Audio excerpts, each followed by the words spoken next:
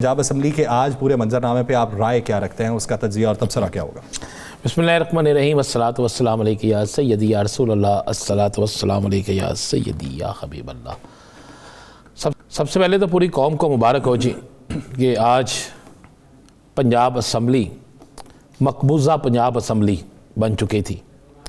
मैं मकबूजा पंजाब असम्बली इसलिए कह रहा हूँ कि जिस तरह उस पंजाब असम्बली के बाहर पुलिस की इतनी बड़ी तादाद थी, जिस तरह जितने पुल सरात जो है वो अबूर करने के बाद अरकान असम्बली पंजाब असम्बली पहुँच रहे थे, जिस तरह वहाँ पे अरकान असम्बली के साथ जो हुआ और जिस तरीके से वहाँ पे इस तरह लगता था कि ये कोई मकबूजा इलाका है जहाँ पे पहुँचने के लिए पुलिस की इन तमाम चौकियों को क्रॉस करना पड़ेगा।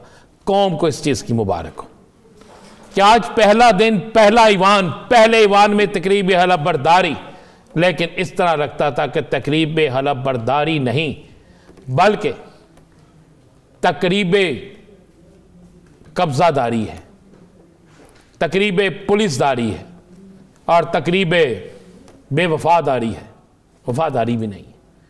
तो यासर साहब आपको मुबारक हो, बहुत बहुत मुबारक हो।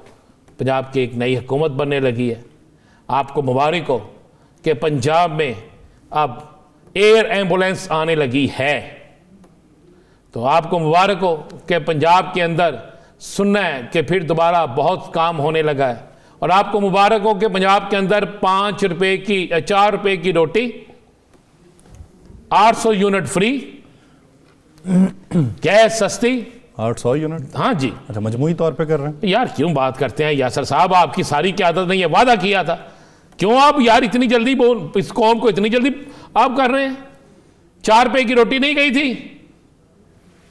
ताहयात कायद ने 4 रुपए की रोटी कही थी या नहीं कही थी? खुद तो है ही नहीं यार, हो या ना, बेटी तो है ना। उसके बाद मुझे बताएं, क्या 10 रुपए किलो सब्जी कही थी या नहीं कही थी? क्या बिजली के इतने यूनिट फ्री कहे थे या नहीं कहे थे? अब तो सारे इकट्ठे हो गए हैं ना, कोई अलहदा भी नहीं है।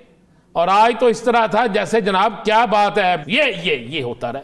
यासर साहब, हम पाकिस्तानी हैं, हुकूमत किसी की भी आए, मुस्लिम लीग की अक्सरियत है, बिल्कुल उनकी हुकूमत आनी चाहिए। वो जिसको मर्जी वज़ीर आला बनाए, वो मरियम साहिबा को बनाए, वो जिसको दिल चाहता वज़ीर आज़म बनाए। हमारे लिए तो ये इशू ही नहीं है।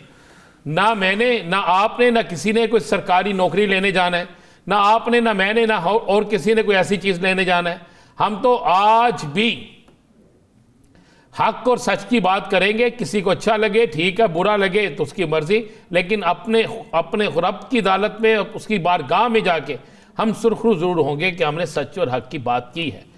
यहाँ पर एक रिक्वेस्ट है आपकी, चूँकि उन तक पहुँच है बहुत ज़्यादा, आप बड़ी मोहब्बत से मिलते हैं, आप उनके चाहने वालों में से हैं। यार बात तो सुन ले यासर साहब, बात तो सुन लिया करें यार। कौन सी वीडियो आपके पास है? मुझे अल्लाह माफ कर, वीडियो जिसके पास है भाईजान वो तो उनसे पूछे ना, मैं तो वीडियो वाला नहीं हूँ, ठीक है। वीडियो वाले जो है वो भी आप ही के हैं। कभी कभार शक होने लगता है। नहीं, वो भी आप ही के हैं भाईजान। मैं तो कहता हूँ इस मुल्क में आप एक ऐसा अस्पताल बना दें कि किसी को पाकिस्तान से बाहर इलाज के लिए नहीं जाना पड़े। एक अस्पताल बना दे, छोड़ दे एयर एम्बुलेंस को।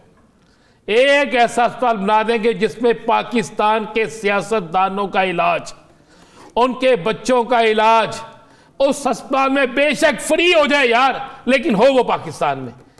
एक ऐसा एजुकेशन का अदारा बना दें जिसमें यह पता चल जाए कि पाकिस्तान, इन तमाम सियासतदानों का, इन तमाम ब्यूरोक्रेट्स के बच्चों का उसी तलीमी इदारों के अंदर वो तलीम हासिल करेंगे। एक ऐसी एयरलाइन बना दें जिसमें पता चले कि वो इस मुल्क की एयरलाइन है और इसी में इन्होंने सफ़र करना है।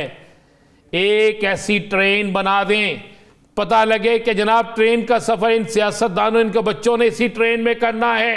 एक रोड ऐसा बना दें जहां पर इनकी गाड़ियां बेशक हमारे पैसों से खरीदी हुई हैं, हमारे टैक्सों से खरीदी हुई हैं, लेकिन वो वहीं पे चल सके, इनको पाकिस्तान से बाहर जाने की ज़रूरत पेश ना आए।